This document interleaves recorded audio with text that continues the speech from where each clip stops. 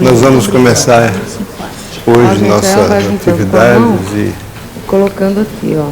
E lamentavelmente a nossa equipe sofreu uma perda valiosíssima de um companheiro que é furada embaixo, tá? É um aro, né?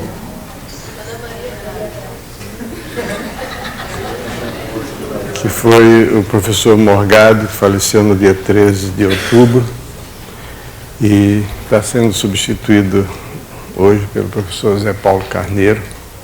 Hoje não, essa semana toda. E é um professor que está acostumado a trabalhar conosco, é uma pessoa brilhante, competente, mas a falta do Morgado é realmente, ele sabe disso, né, Zé Paulo? É irreparável, insubstituível. Antes de começar, eu queria dar a palavra para o Wagner, que vai falar sobre o nosso... Bom, mas você dizer quais são as aulas, né, de quê? Bom, tá bom. Então eu vou dar aula hoje e amanhã. Sempre a essa hora. Hoje nós vamos falar... Bom, o nosso objetivo desse programa aqui é ambientar vocês com esse livro, que se chama Temas e Problemas, que é um livro que foi escrito para complementar a matemática do ensino médio, que tem 3 volumes, sendo que esse livro aqui é um resumo desses 3 volumes, no sentido de que contém um pequeno tratamento de alguns tópicos relevantes do ensino médio, seguido de uma série de problemas que estão resolvidos no livro, ao contrário dos problemas do livro Matemática do Ensino Médio, que não estão com a solução. Ainda. Mas até julho... Sim, o Wagner está prometendo que até julho a gente tem a publicação dessas soluções. Promessa essa que nós já fizemos diversas vezes e nunca cumprimos. E propor problema, como vocês todos sabem, é muito fácil. Resolvê-los é que são elas.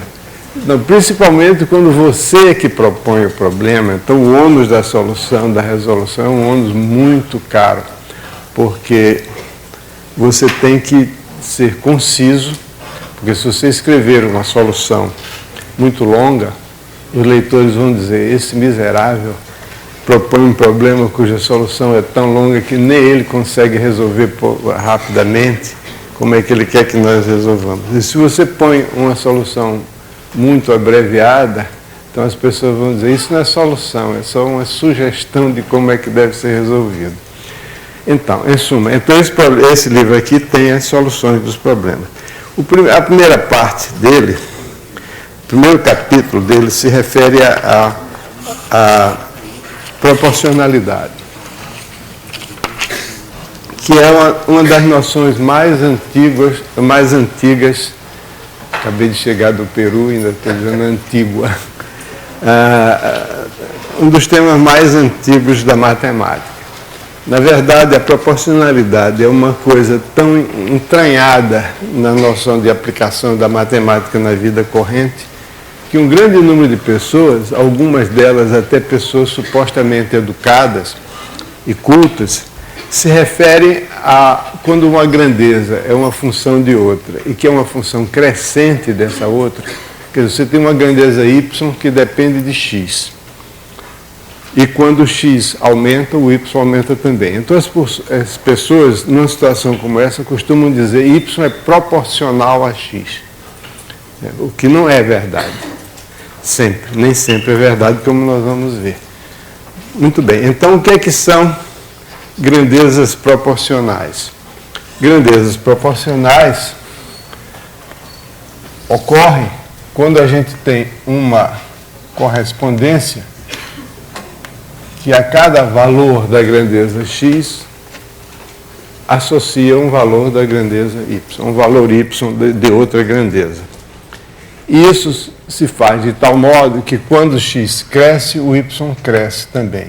ou seja, que y é uma função crescente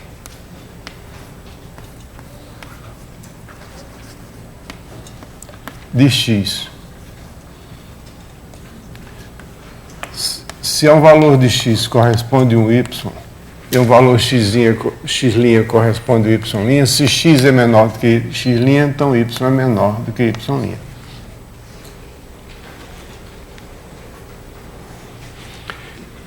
Então a gente diz que y é uma função crescente de x. É exatamente nessa situação que as pessoas que não têm muita familiaridade com matemática costumam dizer que, nessa situação, que o y é proporcional a x, o que não é verdade. Sempre. A segunda condição para que se tenha proporcionalidade é a seguinte: é quando, se x corresponde ao y, então se a nx corresponde a ny, onde n é um número natural. Ou seja, que quando eu aumento a grandeza x tomando múltiplos dela, a grandeza y também sofre um acréscimo que consiste em multiplicar pelo mesmo número natural. Vamos ver uns exemplos disso. Então, numa situação como essa, a gente diz que se tem uma proporcionalidade.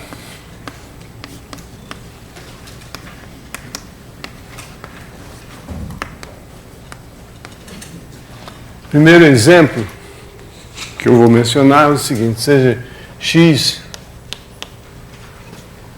o volume de um líquido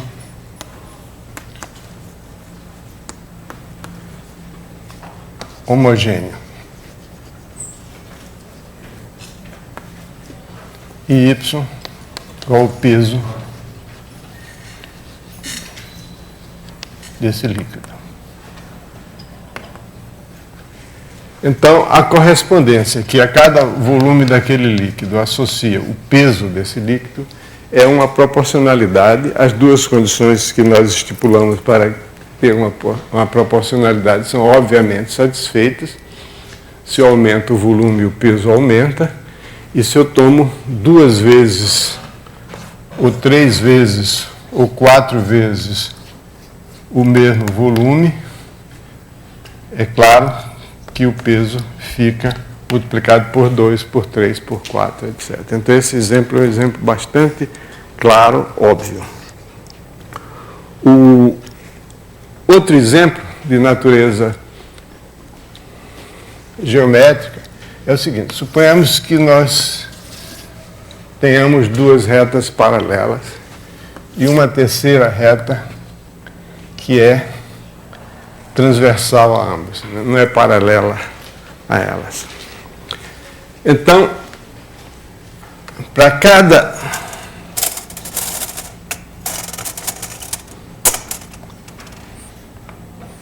segmento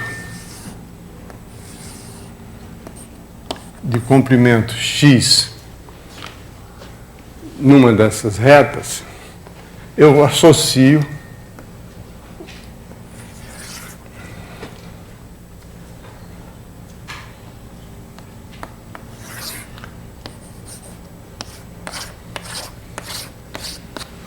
a área do paralelogramo que tem aquela base x e o lado que não é paralelo a essas 2 retas, é paralelo à reta R. Então, essa correspondência, que a cada x corresponde o y, que é a área do paralelogramo que tem x como base, é uma proporcionalidade. Em primeiro lugar, é claro que essa correspondência está bem definida, porque não importa onde eu coloque esse segmento de comprimento x, eu vou obter sempre paralelogramos que são congruentes, portanto têm a mesma área. E se eu, em vez de x, tomar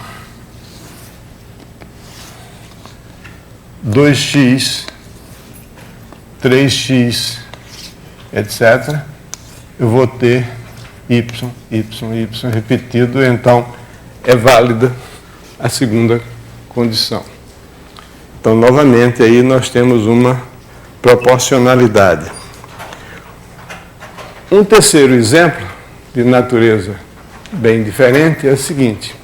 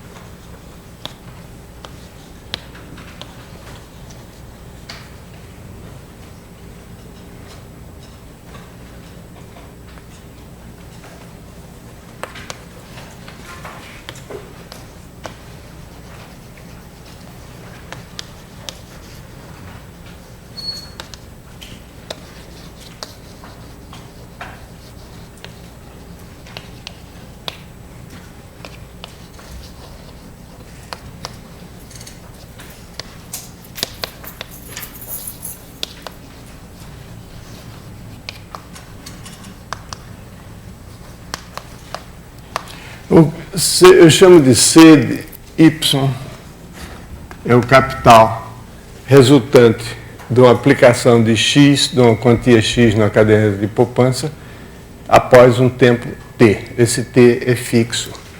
Eu vou considerar isso como sendo uma função só de X e vou supor que os juros estão fixos. Não vou... Aliás, não precisa mencionar que os juros estão fixos. Não. Os juros estão fixos por um mês, aquele juro está determinado. Então, a cada investimento X que eu faço, após T meses, eu tenho um rendimento Y. O rendimento não, o montante é Y. Então, essa correspondência que a cada X associa o Y é uma proporcionalidade. Porque quanto mais eu aplicar inicialmente, claro, eu espero que o montante vai ser maior. Então, a condição 1 é óbvia. A condição 2 também é verdadeira, porque se eu aplicar um capital 2x, ou um capital 3x, ou 4x, ou nx, isso aqui, aplicar 2x, corresponde a fazer duas aplicações simultâneas. E é claro que as duas vão render a mesma coisa. Portanto, o C de nx no tempo t é fixo.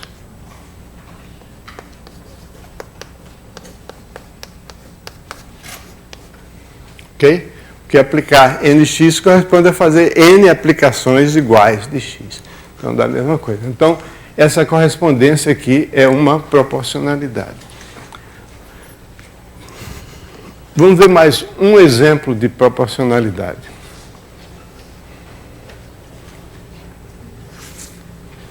Vamos supor que eu tenha agora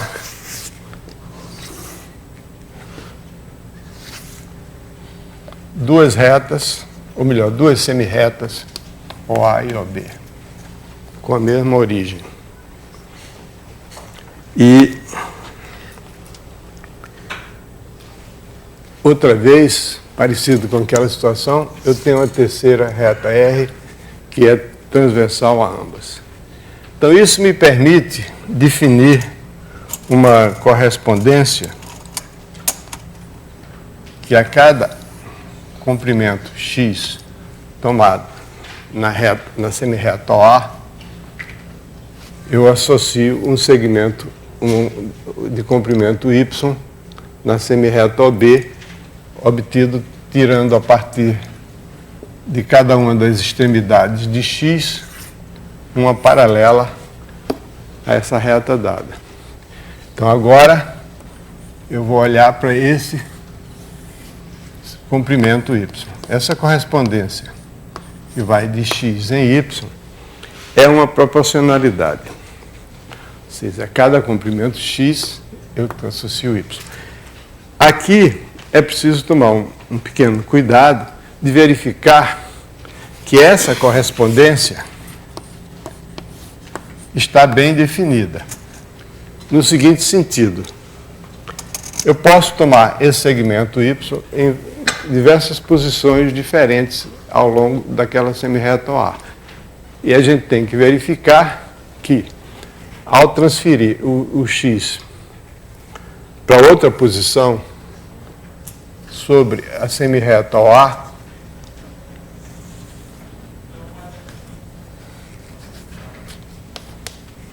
se eu mantiver o comprimento de X, o comprimento X constante, o Y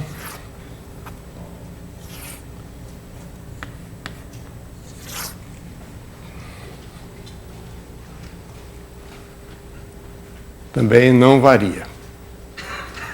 Isso se faz mediante uma igualdade de triângulos aí, tá? Eu vou obter aqui dois triângulos que são congruentes, se eu traçar paralelas a semirreta OA, porque tem uma base igual, esse ângulo igual, um lado igual compreendido entre dois ângulos iguais. Ok? Então, a primeira observação é que essa correspondência está bem definida, e daí, pelo mesmo argumento, se segue que se eu tomar x, 2x, 3x, etc., se isso aqui também for x outra vez, então esse segmento y vai ser igual aqui, y vai ser igual a y, então vale a terceira condição. Muito bem. Ok? Então essa é a noção de proporcionalidade. Grandezas proporcionais, quer dizer, quando uma cresce, a outra cresce, quando uma delas é multiplicada por um número natural, a outra também fica multiplicada por aquele mesmo número. Agora, um fato extremamente importante é que essa propriedade de que quando eu multiplico a grandeza por um número natural, a correspondente fica multiplicada pelo mesmo número, vale mesmo para números que não são números naturais, necessariamente. Isso é uma consequência. Quer dizer, do ponto de vista matemático, uma proporcionalidade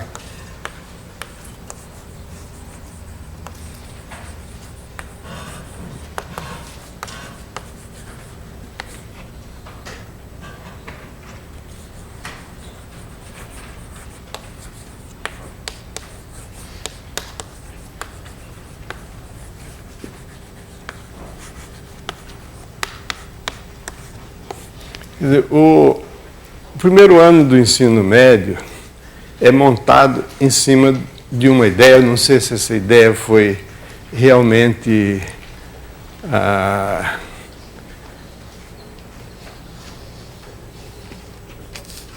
natural, se foi uma ideia espontânea ou se foi algo de caso pensado. Vamos dar o benefício da dúvida a quem propôs esse programa. E a ideia é a seguinte, é que a matemática é um conjunto de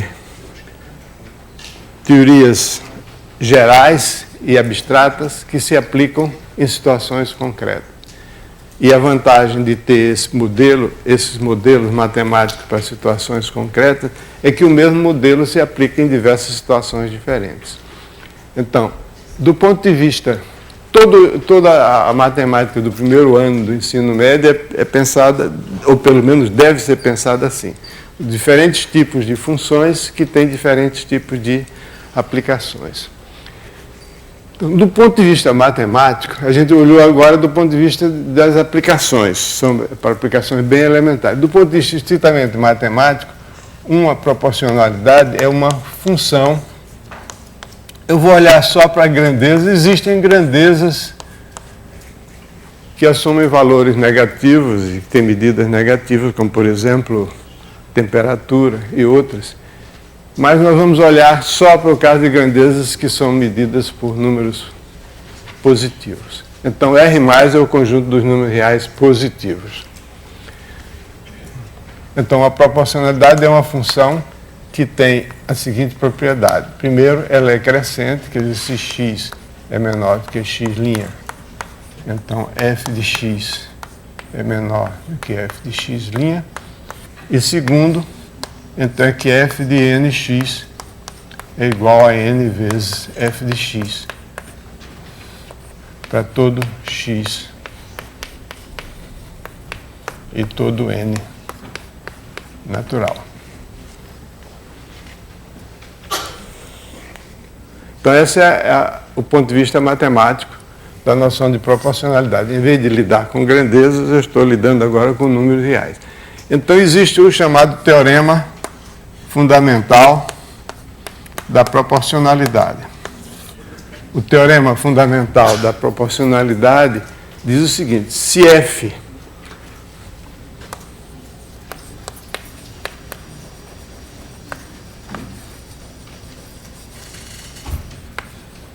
é uma proporcionalidade, então f de cx é igual a c vezes f de x, qualquer que seja o c real, positivo, e qualquer que seja o x também. Ou seja, se vale essa relação para n natural, então, diante da condição 1, vale também essa relação para qualquer c número real.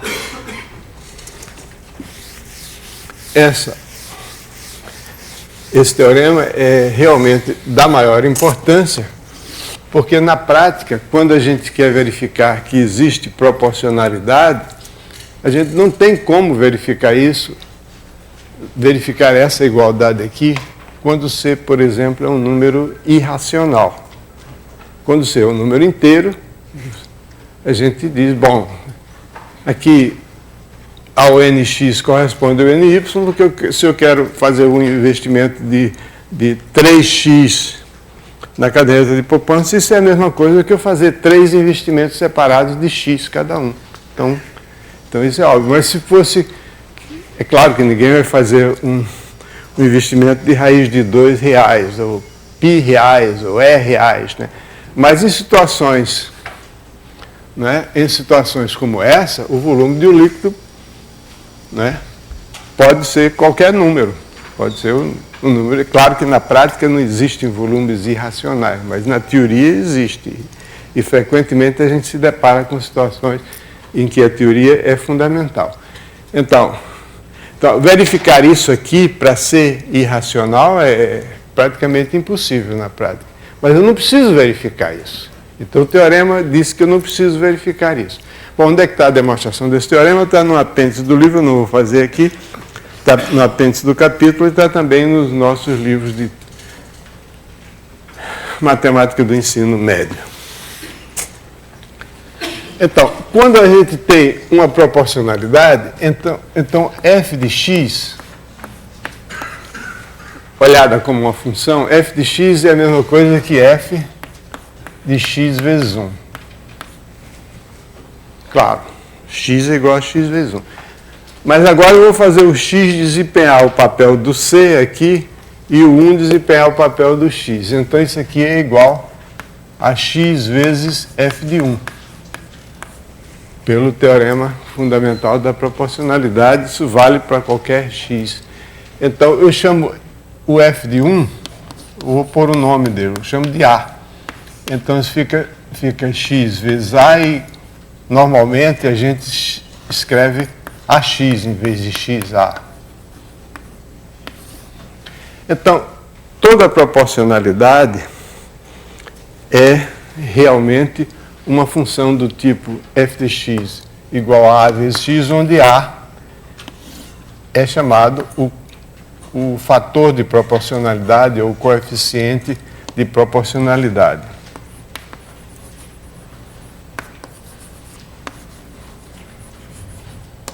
Fator de proporcionalidade, A.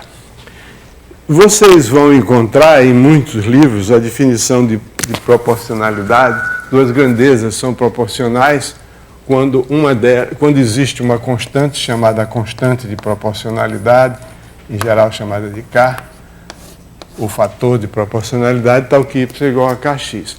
Essa definição é absolutamente correta do ponto de vista matemático, e do ponto de vista prático não é a melhor. E do ponto de vista didático também não é a melhor definição, porque se eu só vou dizer que duas grandezas são proporcionais utilizando essa definição, eu tenho o encargo de determinar o K. Esse K, que é o fator de proporcionalidade, às vezes é interessante. Por exemplo, aqui no exemplo 1, o K, que é o fator de proporcionalidade, chama-se a densidade do líquido. Não é? No exemplo 2, o exemplo 2, o y é igual a Kx, o K... eu estou chamando de K, mas eu devia chamar de A, né? Estava falando na definição dos livros e mudei depois. Vamos chamar de A. Então, o A, que é uma letra adequada, é a altura. É esse aqui. Y é igual a AX. Aliás, cabe aqui uma observação que é o seguinte, aqui as pessoas dizem, para que eu preciso desse exemplo? Para que eu vou verificar que quando eu tomo x 3 ou 4 ou 5 vezes, o y fica 3 ou 4 ou 5 vezes maior? Se eu já sei a fórmula da área do paralelogramo, que é a base vezes a altura, então não precisa disso. Acontece que para você provar que a área de um paralelogramo é igual a base vezes a altura, você vai precisar desse argumento. Tá? Então, vocês se lembram como é que você define? Você começa com a área de um retângulo. Isso vem desde o tempo de Euclides, que dizia que dois retângulos que têm a mesma altura estão entre si, assim como as suas bases. Então esse fator de proporcionalidade, nessa definição aqui, é um encargo adicional que pode ser dispensado se a gente adota essa definição. Porque muitas vezes esse fator de proporcionalidade não só é irrelevante, mas é complicado. Por exemplo, nesse caso aqui, o y é igual a AX. Esse caso é o caso que a gente utiliza quando vai resolver problemas de geometria usando o chamado teorema de Tales, né, que é uma certa controvérsia histórica. Por que esse teorema é chamado de teorema de Tales? Na França, no Brasil, ele é chamado de teorema de Tales. Na Alemanha, não é. O teorema de Tales, na Alemanha, é o teorema que diz que todo ângulo inscrito numa semicircunferência é reto. Se eu olhar no livro alemão, o teorema de Tales é esse. Deixa para lá. Então, quando a gente resolve o problema, usando a lei, o teorema de Tales, a proporcionalidade no triângulo, né? Você tem aqui um triângulo, você traça uma paralela à base do triângulo, divide o lado oposto em segmentos proporcionais aos lados adjacentes, mas a constante de proporcionalidade não aparece. E não aparece. Se fosse aparecer, esse A aqui é o seno desse ângulo, tanto faz desse como desse. Esse aqui, digamos que seja o ângulo alfa, e esse aqui seja o ângulo beta. Então, esse aqui é o seno de alfa sobre o seno de beta. Mas não precisa, absolutamente desnecessário, ninguém usa isso. Então, para que dar uma definição de proporcionalidade que usa um encargo adicional para a pessoa verificar que há proporcionalidade, quando, às vezes, determinar esse K é acima dos conhecimentos dos alunos, né? De modo que essa observação. Em alguns casos, o fator e a constante de proporcionalidade é interessante, como aqui a densidade. Aqui o fator de proporcionalidade é chamado o juro, em geral é escrito não como K mais 1 mais I.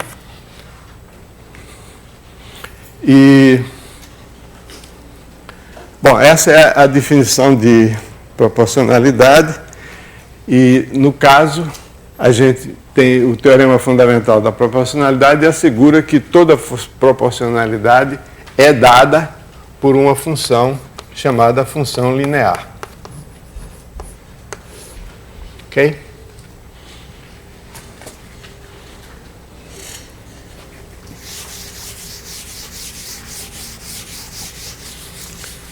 A noção de proporcionalidade, ela está intimamente ligada a um tipo de problema que é muito comum nos níveis elementares e também, se o Morgado estivesse aqui conosco, quer dizer que é tudo que os químicos sabem de matemática. É a regra de 3. A regra de 3 é a seguinte: quando se tem uma proporcionalidade, se, por exemplo, a um valor x1 corresponde o y1 e ao valor x2 corresponde o y2, então, se a gente conhece 3 desses números, o quarto fica determinado. E a regra de 3 consiste exatamente nisso. Conhecendo 3 desses números, a gente determina o quarto. Isso porque o y1 é igual ao ax1, o y2 é igual ao ax2, consequentemente, o y1 sobre y2 é igual a x1 sobre x2. Ou a mesma coisa que o x1, o y1 sobre x1 é igual a y2 sobre x2. Qualquer uma dessas duas maneiras de escrever essa igualdade, isso é a mesma coisa, só escrito de duas formas ligeiramente diferentes, se chama uma proporção. Se conhecemos 3 elementos na proporção, o quarto fica determinado, isso é o que se chama uma regra de 3. Ok? Mas para ter uma regra de 3, é necessário que se tenha uma proporcionalidade. Eu até agora usei a palavra proporcionalidade sem nenhum qualificativo adicional. Mas, normalmente, quando se quer distinguir 2 tipos de proporcionalidade, isso aqui é o que se chama uma proporcionalidade direta, mas existe também a noção de grandeza inversamente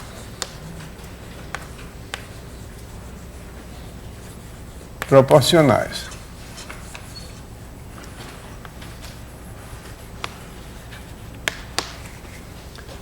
Grandezas inversamente proporcionais são grandezas que estão relacionadas de tal modo que a cada valor de uma delas corresponde de forma unívoca ao valor da outra. E agora é o seguinte, que quando uma aumenta, a outra diminui. Se ao valor x corresponde o valor y, e ao valor x' o y', então quando x é menor do que y', o y', quando x é menor que x', o y' é menor do que y. Então, são grandezas que são... y é uma função decrescente de x.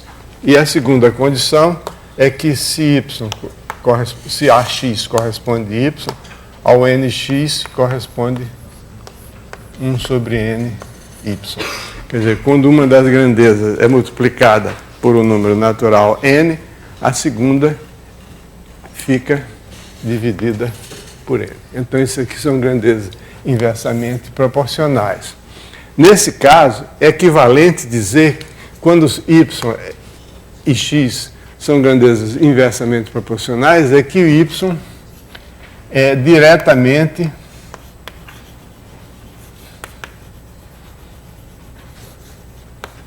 proporcional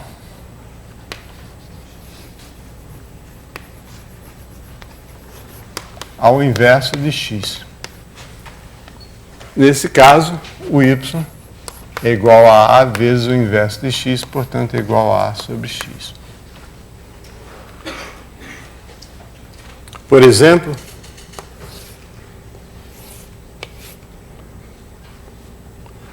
quando a área, vou chamar de Y, quando a área de um retângulo é dada, a base desse retângulo é inversamente proporcional à altura. Melhor, a área, que é A mesmo. Quando a área é dada, né?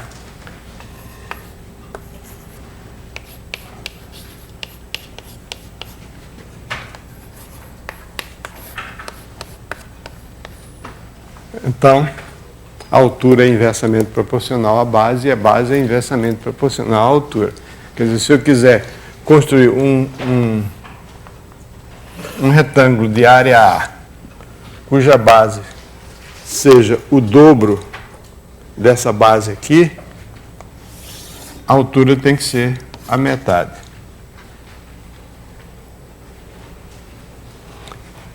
Do ponto de vista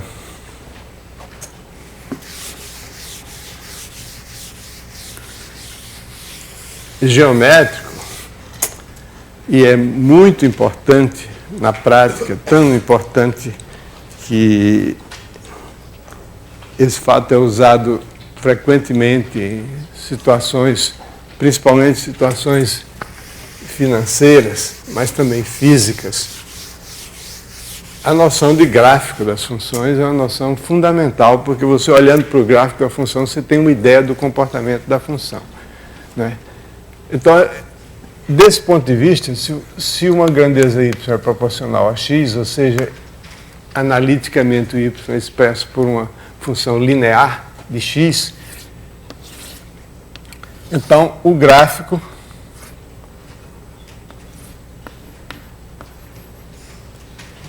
dessa relação, o gráfico é uma linha reta, né? No caso, como nós estamos considerando somente para valores reais de x, positivos de x, uma semi-reta, tá?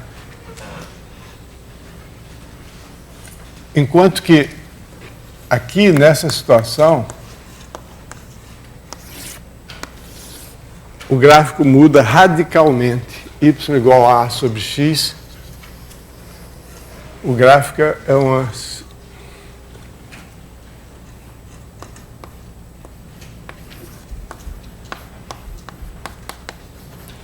é o que se chama uma hipérbole, ou um ramo de hipérbole. No caso, uma hipérbole conhecida como hipérbole equilátera. Então, as duas coisas são as duas situações são, do ponto de vista geométrico, bem diferentes. De qualquer modo, é interessante observar que no hipérbole, quando você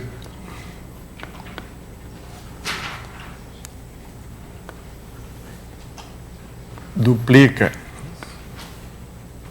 o x, você toma, por exemplo, 2x, essa altura aqui fica sendo, se isso aqui é y, isso aqui é y sobre 2.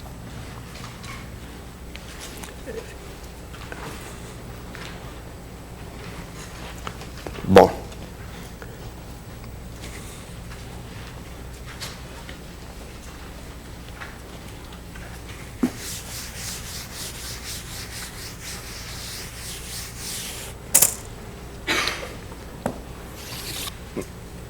na prática, em diversas situações, uma grandeza ela não depende só de outra, ele depende, em geral, de várias outras, então tem uma função de várias variáveis.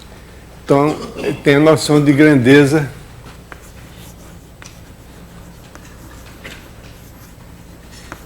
proporcional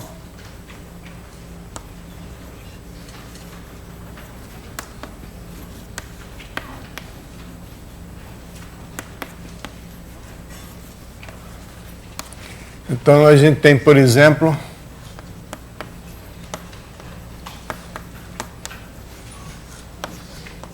uma grandeza que depende, digamos, de x, y, u, v e w.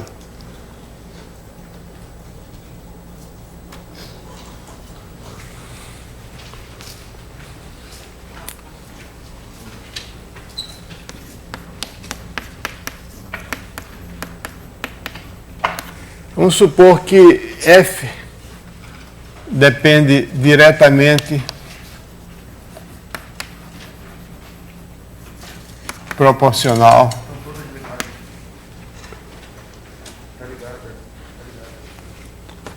a x e y e inversamente proporcional a u e v. Isso significa o seguinte, que se eu olhar somente para x como variável e fixar y, u, v e w, então a f, se eu fixar as demais variáveis, a f é uma função crescente de x e que quando x duplica, triplica, etc., o f fica duplicado, triplicado, etc. A mesma coisa para y. E inversamente proporcional ao u, v e w significa dizer que quando o u aumenta, o f diminui.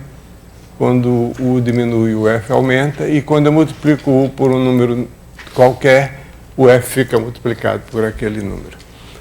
Nesse caso, a gente pode obter imediatamente a expressão do f como função de x, y, u, v e w assim. F de x, y, u, v e w. Esse x é x de 1, então isso aqui, x vezes 1, então fica multiplicado por x, pelo teorema fundamental de proporcionalidade, f de 1, y, u, v e w. Novamente, o y é y vezes 1, então isso aqui fica x, y, f de 1, u, v e w. Novamente, o u é u vezes 1, então quando eu multiplico por u, a f fica dividido por u.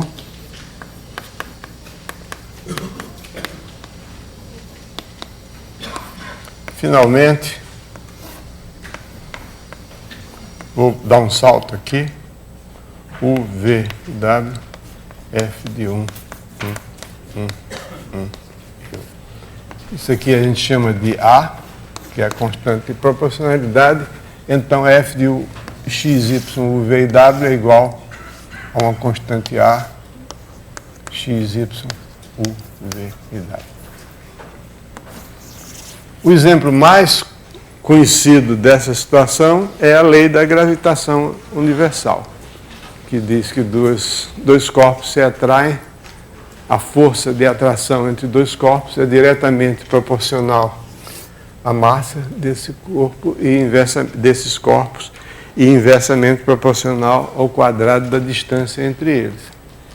Então você tem aqui a força de atração é dada por uma constante, e essa constante depende das unidades de medida que você está utilizando, vezes o produto das massas, dividido pelo quadrado da distância.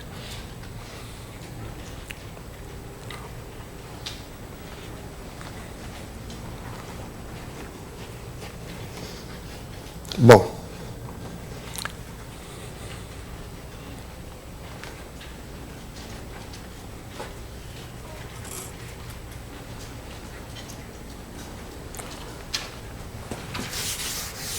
mas em muitas situações, esses são os modelos mais simples de matemática para se aplicar em situações em que há proporcionalidade. Não é isso? Em muitas situações, a proporcionalidade é modificada por uma constante aditiva, então a gente tem o conceito de função afim.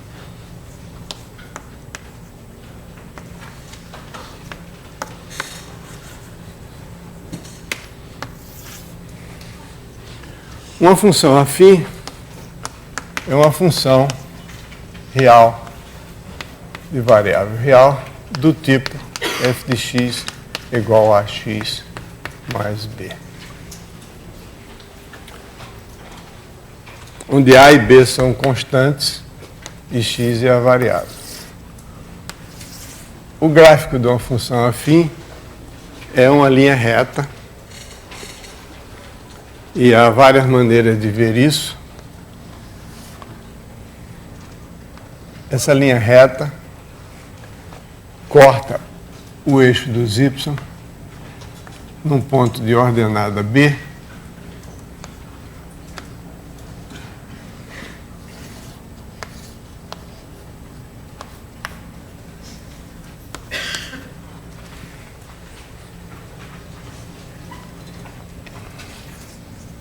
enquanto que o número A está ligado à inclinação dessa reta, se bem que não de uma maneira intrínseca, porque o número A, ele na verdade ele não é a inclinação dessa reta, depende das unidades que eu estou tomando.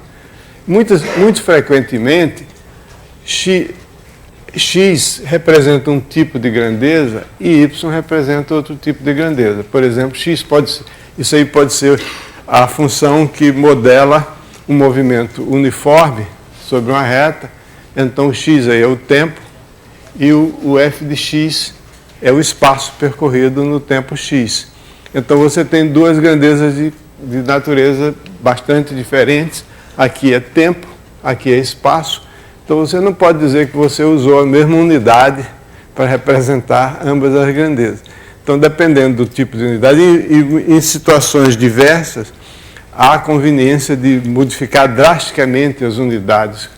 Então, não é bom chamar isso aqui de inclinação da função, ou coeficiente angular da função, porque não é uma noção muito precisa, e sim, esse A aqui é a taxa de crescimento.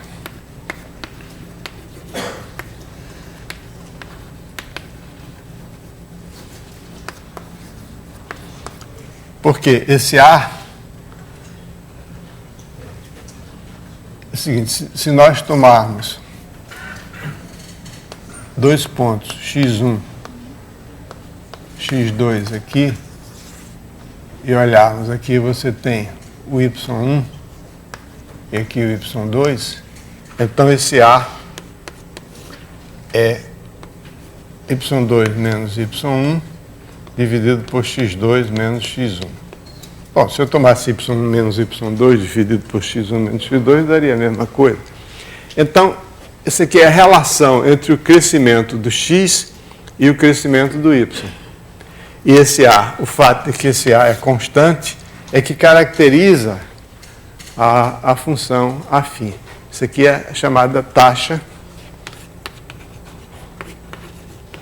ou taxa de variação, ou taxa de crescimento. O crescimento pode ser negativo. Então, o fato desse A ser constante é que caracteriza a função afim no seguinte sentido.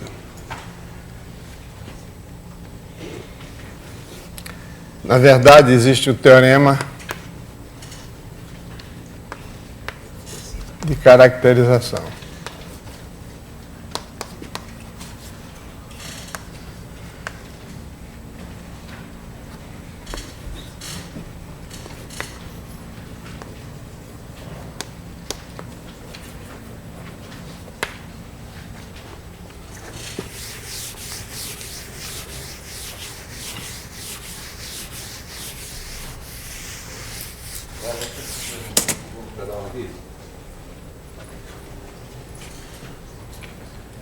Não, nem precisa. Fiat branco HEJ 1738. Quem tinha esse carro? Fiat branco. Não? Placa de Belo Horizonte. Placa de Belo Horizonte.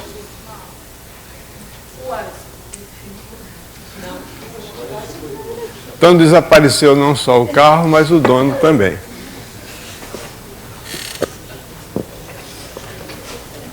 Voltamos. Bom, então o teorema de caracterização das funções afins é é o seguinte: quando é que uma função é afim? Existem casos bastante claros em que o modelo matemático para caracterizar a situação tem que ser dado por uma função afim. O caso mais óbvio é o caso do táxi. Se bem que aí a gente tem que usar um táxi ideal, que conte metros, centímetros, milímetros, etc., do percurso. Mas vamos admitir essa situação.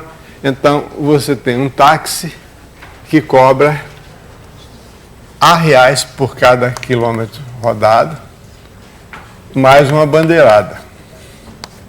Então, é óbvio que o modelo matemático para o preço que você vai pagar para uma corrida de táxi é dado por uma função afim.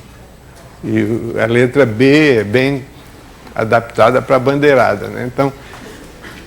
Então esse é outro exemplo de função afim. É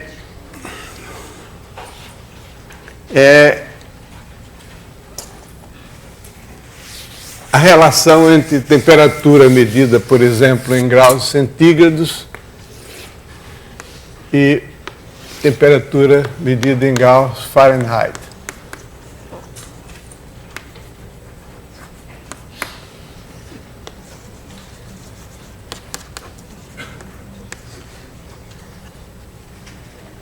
Centígrados ou Celsius.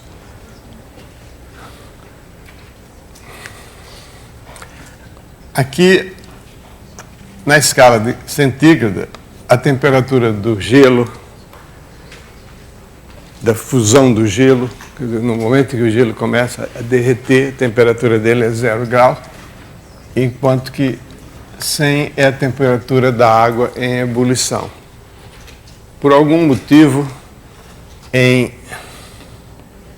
graus Fahrenheit, a temperatura da difusão do gelo é 32 graus Fahrenheit, enquanto que a temperatura da água em ebulição é 212. Ingleses são ingleses. A direção é do lado esquerdo, a mão é do lado esquerdo. Tem uma moeda chamada half crown, mas não tem uma moeda chamada crown. E assim por dentro. Tá? Não vamos discutir. Existe isso, tem pessoas que só se sentem à vontade quando a temperatura é medida em Fahrenheit, simplesmente porque se acostumaram desde pequeno com isso. Então, o problema é o seguinte: você tem uma temperatura X em Fahrenheit, a mesma temperatura é medida em centígrados, será f de x.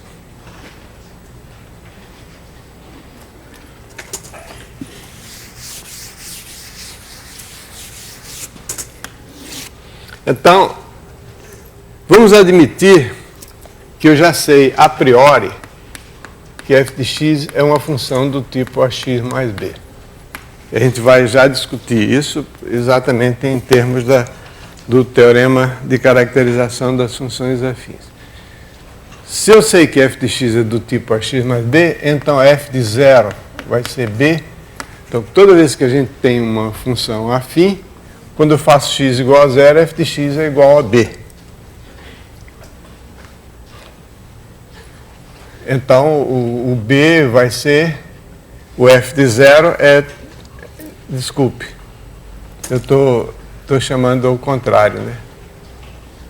Eu não sei se eu quero transformar a Fahrenheit em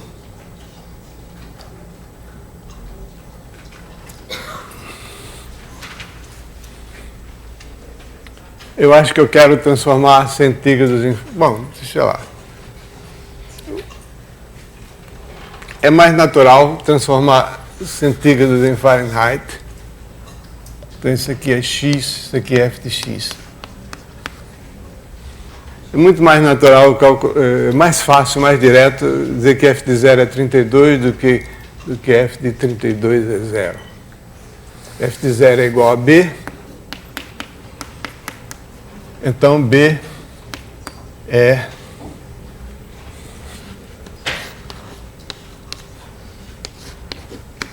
B é 32.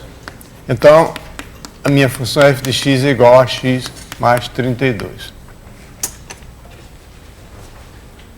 Então, a minha função é transformar graus. Eu sei uma temperatura em graus centígrados, quero saber qual é o valor da mesma temperatura em graus Fahrenheit.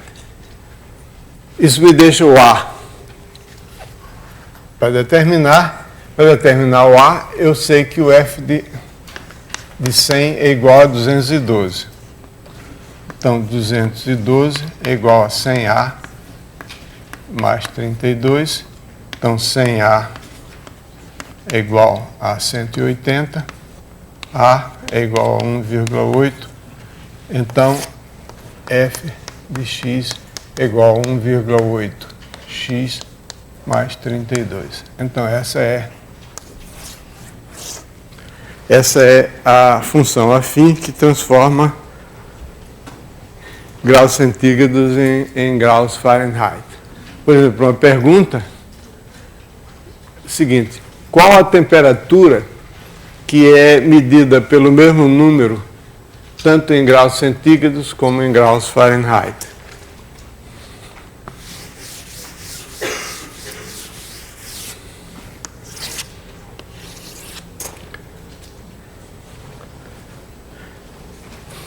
É quando 1,8 x mais 32 é igual a x.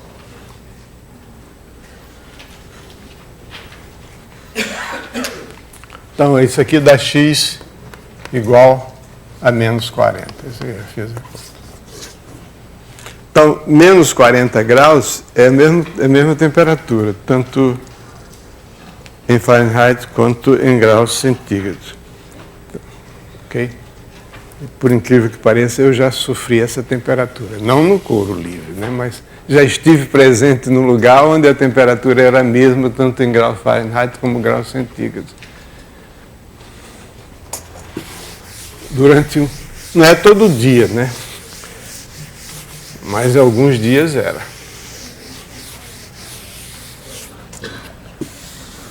Mas por que eu tenho certeza que essa função que transforma a medida de Fahrenheit em centígrados, ou de centígrados em Fahrenheit, é uma função desse tipo, f de x igual a x? A razão para isso é a seguinte: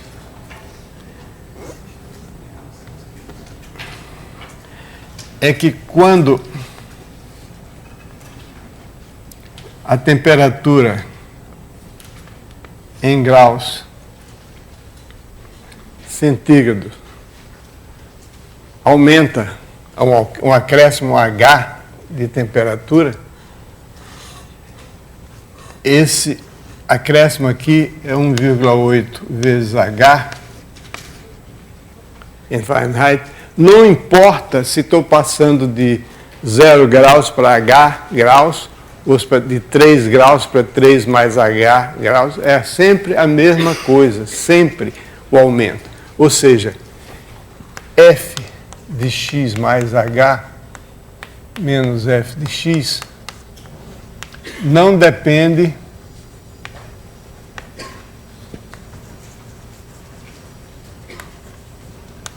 de x. E é exatamente esse fato que caracteriza as funções afins, admitindo que a função é uma função crescente, monótona. Pode ser crescente ou decrescente. A função afim, é claro que ela vai ser crescente quando A é positivo e decrescente quando A é negativo. Isso é um fato óbvio.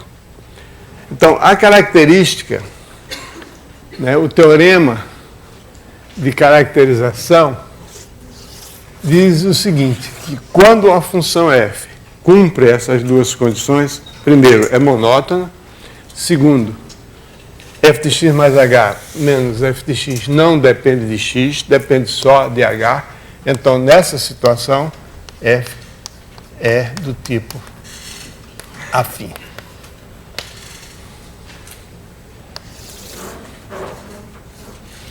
Esse é o teorema de caracterização das funções afins que está demonstrado como um apêndice desse capítulo. Nós não vamos fazer isso aqui.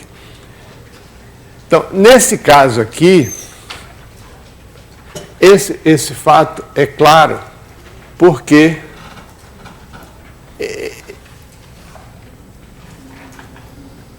a temperatura, em última análise,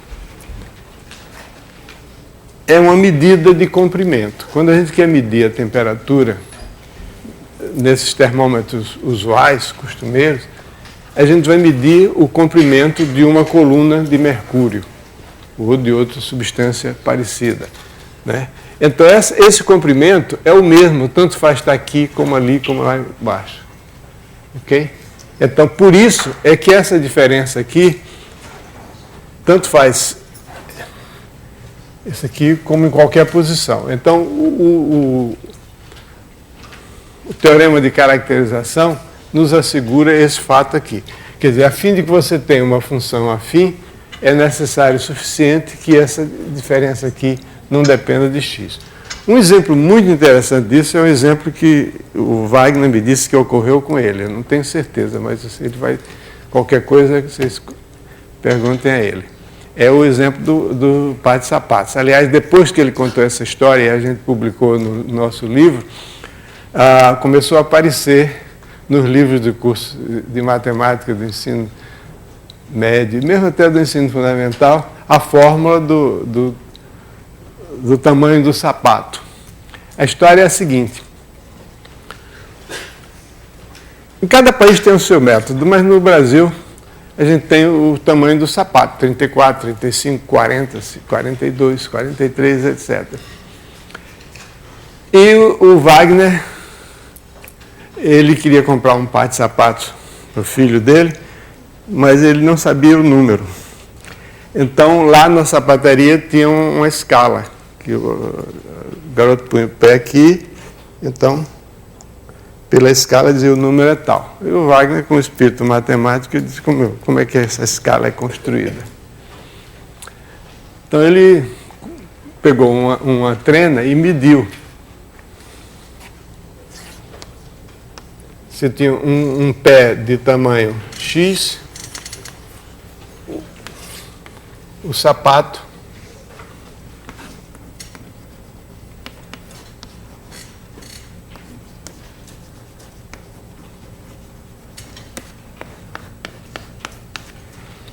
um pé que mede X centímetros, o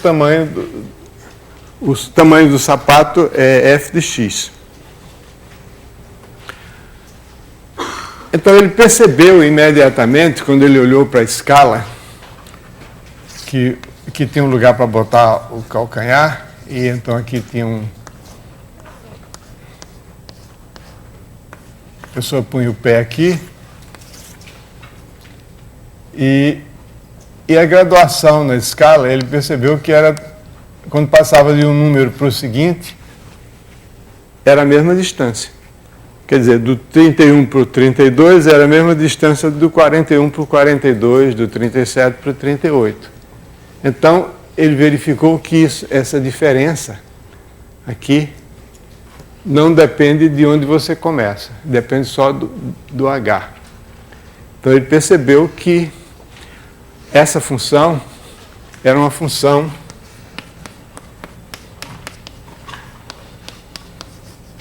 x mais b, desse tipo. Então, para determinar, quando você tem uma função afim, para determinar os coeficientes a e b da função afim, você precisa ter dois valores da função. Claro, você tem duas incógnitas, precisa de duas equações. Então, ele pegou uma trena e botou e verificou que quando você tinha 20 centímetros, um pé que mede 20 centímetros, o tamanho do sapato, eu acho que era 32, tamanho 32. Tá certo? Você se lembra ainda, Wagner? Não lembro, não. Eu acho que era 32. Depois ele pegou o comprimento 28 centímetros e foi olhar, o tamanho era 42. Então, com isso, ele determinou a fórmula que dá o comprimento, o tamanho do sapato, o número do sapato, em função do comprimento do pé. Veja bem, o que foi fundamental para saber que a fórmula é uma função afim foi saber que quando o pé aumenta de H centímetros, o tamanho aumenta de H números. Ou melhor, de H não, de um certo valor de H. Não importa se eu passo de 21 para 22 centímetros, o aumento, a variação do número do sapato é o mesmo se você passa de 21 para 22 ou de 31 para 32, é o mesmo aumento. Ok? Então você tem aqui que quando x é igual a 20, 20A mais B vai dar 32, e quando x é igual a 28, 28A mais B é igual a 42. Aí, com isso, a gente subtrai aqui, fica 8A igual a 10, A igual a 10 oitavos, quer dizer, 5 quartos. E substitui aqui 20 vezes 5 quartos mais B é igual a 32, 25 mais B é igual a 32, B é igual a 7. Então, essa é a fórmula. F de x é igual a 5 quartos de x mais 7. Se vocês não acreditarem, vocês verifiquem em casa, meçam o tamanho dos seus pés e vejam. Ok. Então, essas são as considerações que eu tinha que fazer a respeito de funções afins, funções lineares, proporcionalidade. E amanhã nós vamos ver funções quadráticas e problemas sobre funções quadráticas.